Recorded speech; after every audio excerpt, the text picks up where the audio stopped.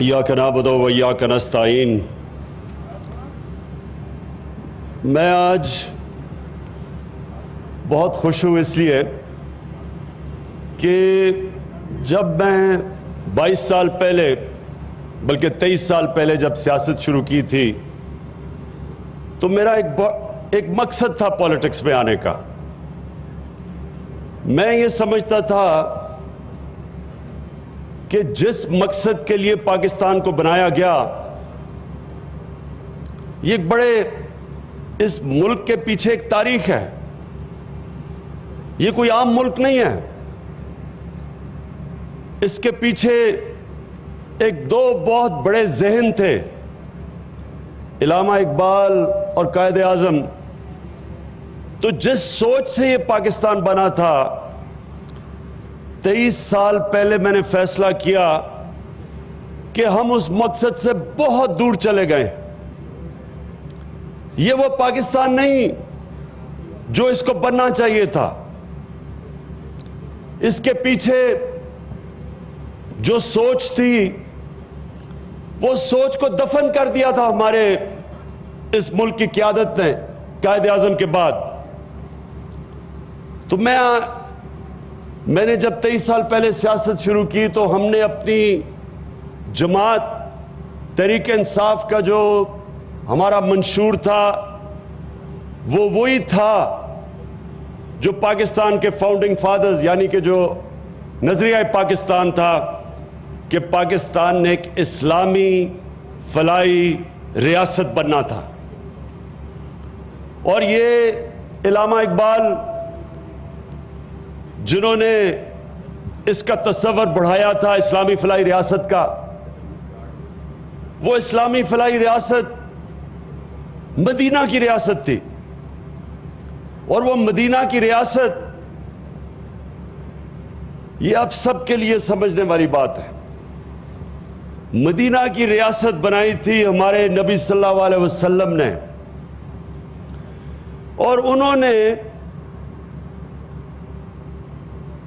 انہوں نے جو قرآن میں لکھا ہوا تھا، وہ نبی صلی اللہ علیہ وسلم زندہ قرآن تھے، عملی طور پہ قرآن پہ نبی صلی اللہ علیہ وسلم چلتے تھے۔ اس لیے اللہ نے قرآن میں کہا تھا کہ ان کی سنت پہ چلو، ان کے راستے پہ چلو۔ ہمیں حکم ہے قرآن کا کہ ان کے راستے پہ چلو، اور ان کا راستہ تھا مدینہ کی ریاست۔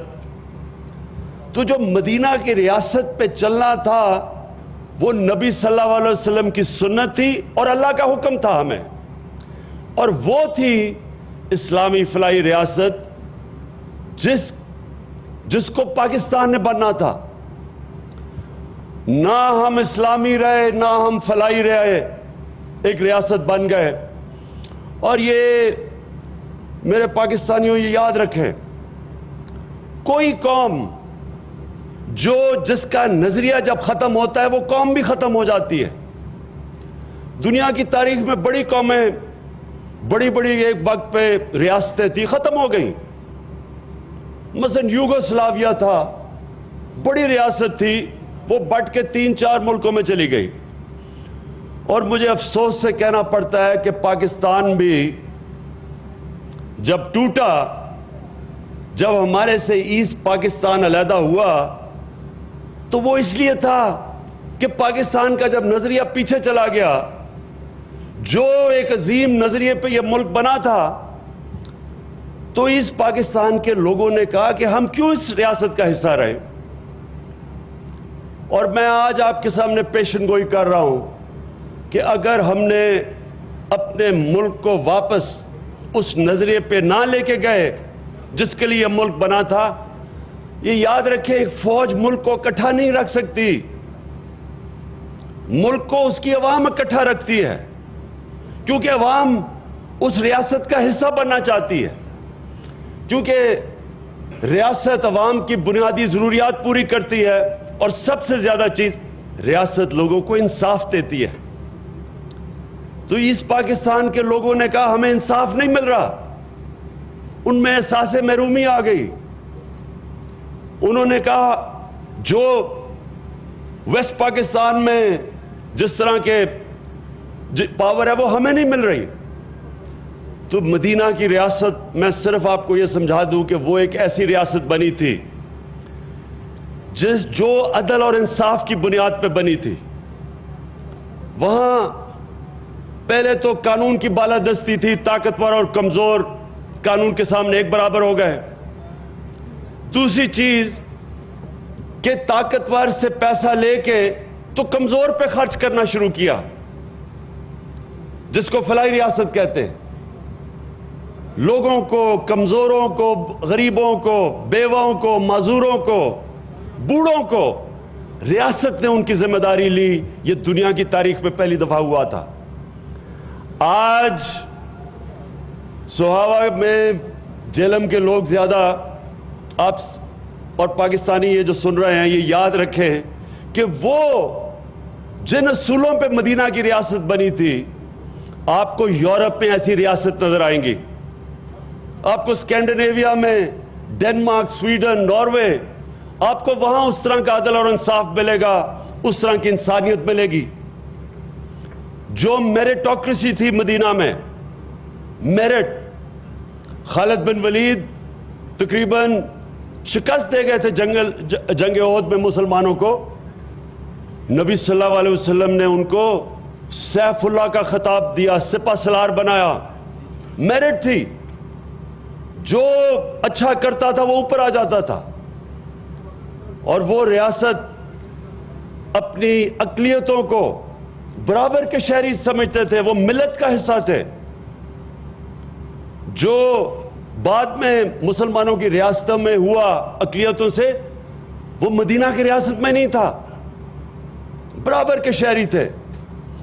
تو وہ جو ریاست کے اصول تھے اس پہ بننا تھا پاکستان کو. اور ہم جب ہمارا ملک ٹوٹا, یہ نہیں کہ ہم کہتے جی ہندوستان نے توڑ دیا. ہاں, ہندوستان نے تو کوشش کرنی تھی, جب ہم نے موقع دیا انہوں نے فائدہ اٹھایا. غلطی ہماری تھی, ہم نے انصاف نہیں دیا اپنے لوگوں کو. اور آج بھی اگر ہم اپنے لوگوں کو انصاف نہیں دیں گے, فاٹا کے لوگوں کے برے حالات ہیں, ان کی ہمیں مدد کرنی ہے. بلوچستان میں کئی علاقے ہیں پیچھے رہ گئے لوگ, اندرون سندھ میں 70%, 75% غربت کے لکیر سے نیچے ہیں لوگ, غریب نیچے ہے, امیر امیر ہے. تو ایسی ریاست, یہ وہ ریاست نہیں تھی جس کا وعدہ پاکستان کے فاؤنڈنگ فادرز نے کہا تھا کہ جو ہم ریاست چاہتے ہیں. لہٰذا میں نے یہ سوچا 23 سال پہلے کہ اللہ نے جب بھی مجھے موقع دیا, یہ میں سوچ اپنی قوم میں پھر اپنے نوجوانوں میں لے کے آؤں گا. اپنی جو ہماری ویژن تھی, جو نظریہ تھا پاکستان کا, جس مقصد سے یہ ملک بنا تھا, میں اپنی قوم کو اس مقصد کم از کم اپنے نوجوانوں کو تو بتاؤں گا کہ وہ مقصد کیا ہے. کیسے لیڈرشپ آ سکتی ہے پاکستان میں جب نوجوانوں کو پاکستان کے نظریہ کا ہی نہیں پتا. دیکھیں, لیڈر تو بنتا ہے, نظریہ لیڈر کو بناتا ہے. جب آپ کا نظریہ ہی نہیں ہے, آپ لیڈر کیسے بن سکتے ہیں؟ اس لیے آج آپ دیکھتے ہیں کہ کتنی کم, آپ اپنے 70 سالوں میں دیکھ لیں کتنے لیڈر آئے ہیں. جو آتا ہے عوام کا, ذوالفقار علی بھٹو کے بعد سارے عوام کے خیر خواہ بن جاتے ہیں, اور جب جاتے ہیں تو لنڈن میں اور ساری دنیا میں ان کی پراپرٹیز ہوتی ہیں اور عوام غریب ہو جاتی ہے. نظریہ کوئی نہیں ہے اور لیڈر نہیں بن رہے. تو ہم نے یہ جو یونیورسٹی ہے یہ مقصد سے بنائی ہے, یا ہم نے اپنے نوجوانوں کو لیڈر بنانا ہے, بتانا ہے. اور لیڈر اس طرح بنیں گے جب ان کو پتہ چلے گا کہ پاکستان کا مقصد کیا تھا, کیوں بنا تھا یہ ملک. ایک تو یہ بنا تھا کہ ہندوستان میں جس طرح قائد اعظم نے مسلمانوں کو کہا آپ برابر کے شہری نہیں بنیں گے, جو اس وقت انہوں نے تب یہ سمجھ لیا کہ یہ مسلمانوں کے لیے آزادی نہیں ہے. انہوں نے کہا ہم انگریز کی غلامی کے بعد ہندوؤں کی غلامی نہیں کریں گے. اس لیے انہوں نے کہا کہ ہمیں ایک علیحدہ ملک چاہیے جدھر اقلیتیں ساری اقلیتیں، مسلمان نہیں، مسلمان ہندوستان میں اقلیت تھے، لیکن یہاں بھی ہندو ہمارے پاکستان میں اقلیت ہے، سکھ ہیں، مسیح برادری ہے، سب برابر کے شہری ہوں گے پاکستان میں. تو ایک تو یہ مقصد تھا، لیکن دوسرا مقصد جس طرح میں نے آپ کو پہلے بتایا علامہ اقبال کا کہ پاکستان نے ایک اسلامی فلاحی ریاست بننا تھا مدینہ کے اصولوں کے اوپر. تو ہم نے اپنے قوم میں نئے لیڈر لے کے آنے ہیں، اپنے نوجوانوں کو لیڈر بنانا ہے، اور وہ لیڈر تب بنیں گے جب ان کو پتہ چلے گا کہ مدینہ کی ریاست کے اصول کیا تھے.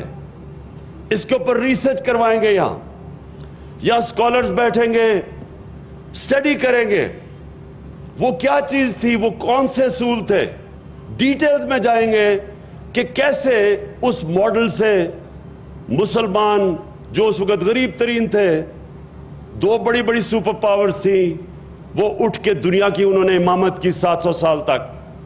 لیکن صرف دنیا کی امامت نہیں کی، دنیا کے بہترین سائنسدان، سارے ٹاپ سائنٹسٹ 700 سال تک مسلمان تھے، کیونکہ نبی صلی اللہ علیہ وسلم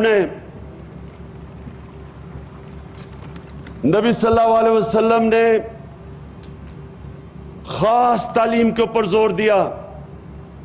انہوں نے شروع سے اس وقت کے مدینہ کے مسلمانوں کو بتایا کہ تعلیم کی کیا اہمیت ہے، کہ ایک عالم کا کیا درجہ ہے. انہوں نے جو ان کا اصحاب صوفہ جنہیں کہتے ہیں، ان کے جو صحابی تھے، صوفہ میں بیٹھ کے سارا وقت یعنی وہ انٹلیکچوئل بات کر رہے ہوتے تھے اسلام کے اوپر آگے کیسے بڑھانا ہے، بڑے ذہن تھے. تو شروع سے زور دیا تعلیم کے اوپر. تو وہ تعلیم پہ اس لیے زور دیا، میرے پاکستان کے رہنے والے شہریوں، کوئی بھی دنیا میں معاشرہ تعلیم کے بغیر آگے نہیں بڑھتا. کوئی انسان جب تک وہ اپنے ذہن کو آگے نہیں بڑھاتا تعلیم سے، وہ آگے نہیں بڑھتا. تو ہم نے اس یونیورسٹی کے اندر دو کام کرنے ہیں. پہلے تو ہم نے جو بھی لیٹسٹ آج کل بڑی تیزی سے ٹیکنالوجی ایڈوانس کر رہی ہے، ایک نیا دور آنے لگا ہے آرٹیفیشل انٹیلیجنس، ایک وہ ایسی ٹیکنالوجیز آنے لگی ہیں جو کہ ہر چیز میں، یعنی کہ آپ کھیت میں سے 3 گنا بیٹھے بیٹھے زیادہ پیداوار لا سکتے ہیں. یہ سارا ٹیکنالوجیز ہے. تو یہ تو ہم یہاں ٹیکنالوجیز ڈیولپ کریں گے لیٹسٹ جو بھی دنیا کے اندر ہے انشاءاللہ. وہ بھی ہم چائنا ہو کے آئے ہیں، ان سے ہم نے مدد مانگی ہے، وہ ٹیکنالوجیز میں ہمارے سے بڑے آگے نکل گئے ہیں، تو ان سے مدد مانگیں گے کہ اس یونیورسٹی میں ہماری مدد کریں.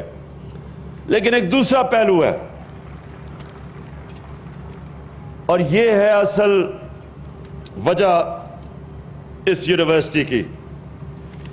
آپ کو پتہ نہیں یہاں کتنے لوگ یہاں سے سہاوا سے ہیں جن کو اس چیز کا علم ہے کہ اس جگہ کو ترقی کا پہاڑ کہا جاتا ہے. کسی کو، آپ کو بڑے کم لوگوں کو پتا ہوگا، اس کو ترقی کا پہاڑ کہا جاتا ہے. اور یہاں ایک بابا نور الدین تھے، 70 سال پہلے بابا نور الدین نے یہاں چلا کاٹا تھا. وہ بڑے روحانی تھے. تو یہ جو القادر یونیورسٹی ہے، یہ جو روحانیت کے سپہ سالار، عبد القادر جیلانی، یہ ان کے نام پہ ہم نے رکھی ہے. اب میں آپ کو عبد القادر جیلانی کا بتاؤں، یہ وہ اللہ کے قریب انسان تھے، یہ وہ صوفی تھے جو اللہ نے بڑے کرم کیے ہوئے تھے ان پہ. انہوں نے 2 چیزیں کی. انہوں نے سب سے پہلے تو، اچھا ان کا نام محی الدین، ان کو محی الدین کیوں کہتے تھے؟ کیونکہ انہوں نے اسلام کو زندہ کیا تھا. انہوں نے اسلام کے اندر تعلیمات نبی صلی اللہ علیہ وسلم کی پھیلائی تھی. لیکن انہوں نے ایک اور کام کیا تھا. انہوں نے یہ کیا تھا کہ انہوں نے سائنس روحانیت اور اسلام کا تعلق جوڑا تھا. یہ بڑے کم لوگوں کو پتا ہے کہ سائنس اور روحانیت کا انہوں نے تعلق جوڑا تھا اور تحقیقات شروع کروائی تھی روحانیت کے اندر. اور اس کے بعد انہوں نے ایک اور کام کیا تھا. انہوں نے انسانوں کو یہ بتایا تھا, اور یہ ہوتا ہے جو ایک انسان کو آزاد کرتی ہے چیز, انہوں نے انسانوں کو یہ بتایا تھا کہ اللہ سب کچھ کر سکتا ہے, اللہ کے ہاتھ میں سب کچھ ہے. اب یہ جب ایک انسان کے اندر ایمان آ جاتا ہے تو میں نوجوانوں آپ کو خاص طور پہ یہ بتانا چاہتا ہوں, یہ انسان کو آزاد کر دیتا ہے, خوف سے آزاد کر دیتا ہے. یہ انسان کو ادھر پہنچا دیتا ہے کہ وہ سمجھتا ہے کوئی چیز ناممکن نہیں ہے. وہ آئیڈیلزم, جو آئیڈیلسٹ بڑے بڑے کام کرتے ہیں, وہ انسان کو ایک چھوٹے سے انسان سے بڑا انسان بنا دیتا ہے. تو یہ انشاءاللہ ایک عظیم صوفی عبد القادر جیلانی کے نام پہ انشاءاللہ ہم یہ یونیورسٹی کو شروع کر رہے ہیں. تو اور اس میں ہم نے بھی اسلام اور اس کے اندر ایک کنیکشن کریں گے سائنس کے اندر, کہ سائنس کیسے اسلام کے ساتھ چلتی ہے. اور روحانیت, میں آپ کو ایک اور بات بتا دوں کہ ہم اس کو جو روحانیات ہے,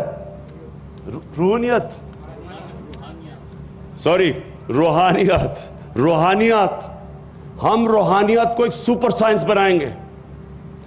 کیونکہ ایک بہت بڑا ایک مسلمان صوفی تھا, ان کا نام ابن عربی تھا.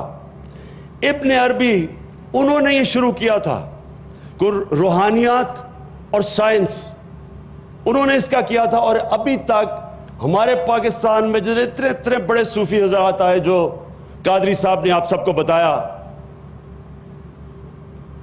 داتا گنج بخش, بابا فرید, بلے شاہ, میاں میر, ہندوستان میں بڑے بڑے نظام الدین اولیاء, یہ بڑے بڑے صوفی حضرات تھے جنہوں نے نبی صلی اللہ علیہ وسلم کا پیغام لے کے آئے ہندوستان میں.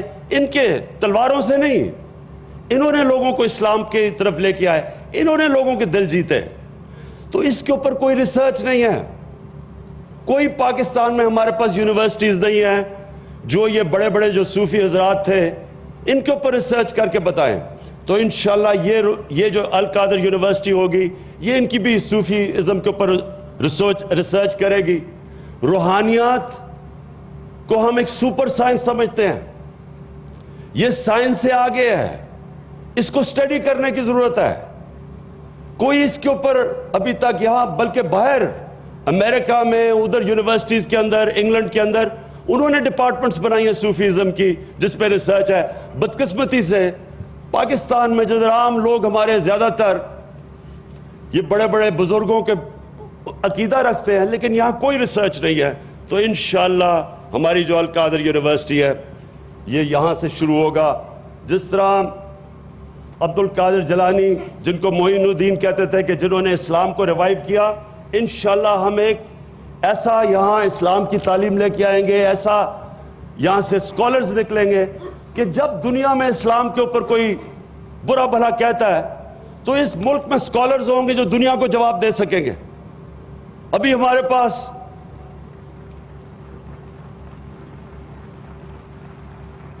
نو 11 کے بعد جس طرح اسلام کے اوپر حملے کیے گئے اور جس طرح بے حرمتی کرتے ہیں ہمارے نبی صلی اللہ علیہ وسلم کی, کوئی جواب دینے کے لیے نہیں ہوتا دنیا میں. انشاءاللہ یہ وہ یونیورسٹی بنے گی جدھر ایسے اسکالرز نکلیں گے جو انشاءاللہ دنیا میں بھی جواب دیں گے, پاکستان میں بھی نوجوانوں کے لیے لیڈر بنیں گے اسکالرشپ میں, صوفیزم میں. میں آخر میں میں اپنے سارے پاکستانی قوم کو یہ کہنا چاہتا ہوں کہ ہمیں اس نظریے کو اسٹڈی کرنا چاہیے. ہمیں اپنے اسکولوں میں ہم انشاءاللہ یہاں یونیورسٹی سے ڈیولپ کریں گے، ریسرچ پیپرز ڈیولپ کریں گے، اسکولوں میں بچوں کو بتائیں گے کہ کیا اس ملک کا نظریہ تھا، کیا اسلام کا نظریہ ہے، کیا مدینہ کی ریاست تھی۔ ایمان کوئی کسی کو زبردستی نہیں دے سکتا، یہ تو اللہ کا ایک تحفہ ہے، دین میں کوئی زبردستی نہیں ہے، لیکن کم از کم ہم اپنے نوجوانوں کو، آنے والی نسلوں کو کم از کم یہ تو ان کو صحیح تعلیم دے سکتے ہیں اپنے دین کے اوپر، ان کو بتا سکتے ہیں کہ اسلام کیسے دنیا میں، مغربی دنیا کا جو کلچر ہے، جس طرح وہ ہمارے بچوں پہ، نوجوانوں پہ حاوی ہوا ہے، جس طرح موبائل فون کی وجہ سے بڑا مشکل ہے ہمارے بچوں کو یہ جو مغربی کلچر جو ان کے اوپر اب حاوی ہوا ہے، بڑا مشکل ہے اس کا مقابلہ کرنا، جب تک آپ ان کو یہ نہیں بتائیں گے کہ آپ کا دین، آپ کی تاریخ کیا ہے، اسلام کیا ہے۔ اور پھر سے میں کہتا ہوں، کیونکہ مدینہ کی ریاست وہ ماڈل تھا جس کی بنیاد پہ اسلام 700 سال اور 1000 سال تک دنیا کا عظیم سویلائزیشن رہا ہے، وہ بتانا پڑے گا اپنے بچوں کو۔ کم از کم ہمارے بچوں کو جب یہ پتہ چل جائے، جس طرح علامہ اقبال، میں علامہ اقبال کی اس لیے مثال دیتا ہوں کہ اس علامہ اقبال اپنے دین کو بھی سمجھتے تھے، اپنی اسلام کی تاریخ کو بھی سمجھتے تھے، قرآن کو بھی سمجھتے تھے، اور پھر انہوں نے جا کے مغربی فلسفے بھی سارے سمجھے، سارے مغربی اسکالرز کو بھی سمجھا، باہر بھی پڑھے، اور پھر جو ان کا جو فلسفہ ہے آج تک مسلمانوں کے لیے، جو انہوں نے تب تقریباً 80 سال 90 سال پہلے باتیں کی تھی، آج بھی ان کی باتیں ہیں۔ آپ ان کے کلام پڑھیں تو آپ کو پتہ ایسے لگے گا جیسے آج وہ ہمیں باتیں کر رہے ہیں۔ وہ اس لیے کیا کہ ان کو اپنی تاریخ کا بھی پتہ تھا اور مغربی فلسفوں کا اور سائنس کا بھی پتہ تھا۔ ہم یہ چاہتے ہیں کہ آگے جو پاکستانی ہمارے جو سٹوڈنٹس نکلیں، جو ہمارے نوجوان نکلیں، جو ہمارے اسکالرز نکلیں، وہ اپنا بھی سمجھیں کہ پاکستان بنا کس لیے تھا، پاکستان کا نظریہ کیا تھا، وہ سارے مغربی تعلیم بھی پڑھیں، وہ سائنس بھی پڑھیں، اور پھر انشاءاللہ آپ یہ دیکھیں گے کہ یہ پاکستان کیسے اٹھتا ہے۔ دیکھیں، قوم تب بنتی ہے ایک نظریے کے اوپر۔ یہ جو مسئلے ہیں کہ جی معاشی بحران ہے، یہ تو آتا جاتا رہتا ہے، قوموں کے اوپر اچھے برے وقت آتے ہیں، لیکن اگر قوم کا نظریہ چلا جاتا ہے، وہ قوم کا کوئی مستقبل نہیں ہوتا۔ تو انشاءاللہ القادر یونیورسٹی ایک وہ یونیورسٹی بنے گی جو کہ اس ملک میں مسلسل کام کرے گی، اسلام کے نظریے، مدینہ کی ریاست کو سمجھائے گی کہ کیا اس کے اصول تھے، ریسرچ کرے گی، تاریخ بتائے گی، ہمارے بچوں کو بتائے گی، اسکالرشپ دیں گے۔ یہاں 35% بچوں کو اسکالرشپ دلوائی جائے گی، مفت سارے پاکستان سے بچوں کو ہم یہاں لائیں گے، ان کو ٹھہرائیں گے، ان کا کھانا پینا بالکل مفت ہوگا، اور باقی 65% پیسے دے کے آئیں گے۔ یہ وہ نمل یونیورسٹی کی طرز پہ ہم چلائیں گے، لیکن اس کا مقصد اور ہوگا۔ یہ پاکستان میں انشاءاللہ فیوچر لیڈر پروڈیوس کرے گی۔ ہمارے آگے سے بڑے بڑے سیاستدان، لیڈرز ادھر سے آئیں گے، اور وہ جب آئیں گے لیڈرز، وہ بڑی سوچ لے کے آئیں گے۔ وہ بدقسمتی سے آج کل کی جو سیاست ہماری، زیادہ تر ہمارے سیاستدانوں کو پڑی ہوتی ہے کہ جی میرا پٹواری رکھوا دو، میرا وہ تھانے دار رکھوا دو، میرا وہ ڈی سی رکھوا دو، ڈیولپمنٹ فنڈ مل جائے۔ وہ جو بڑی سوچ چاہیے، جو ایک لیڈر کو ایک بڑی قوم کی سوچ چاہیے، وہ تب آئے گی جب اس کو پتہ چلے کہ وہ کس نظریے کے لیے سیاست کر رہا ہے، اور انشاءاللہ وہ ہم لیڈرز اب القادر سے پروڈیوس کریں گے۔ اور مجھے آج بڑی خوشی ہے، میں آج بڑا خوش ہوں کہ آج ایک وہ قدم میں نے اٹھایا جو میں 23 سال سے سوچ رہا تھا کہ جب بھی موقع ملے گا میں ایک اس طرح کی یونیورسٹی بناؤں گا۔ میں یہ کہہ دوں کہ یہ یونیورسٹی پرائیویٹ یونیورسٹی ہے، یہ گورنمنٹ کے فنڈز کے اوپر نہیں بن رہی، یہ میں نے لوگوں سے پیسے اکٹھے کیے ہیں، جس طرح میں نے نمل یونیورسٹی بنائی ہے، جس طرح شوکت خانم اسی طرح یہ القادر یونیورسٹی ہے، اس کو کوئی ہم سرکاری فنڈ سے نہیں بنا رہے، یہ میں نے جس طرح میں نے کہا فنڈ ریزنگ کی ہے، اور انشاءاللہ یہ اسی طرح ہی چلائیں گے جس طرح ہم نمل یونیورسٹی چلواتے ہیں۔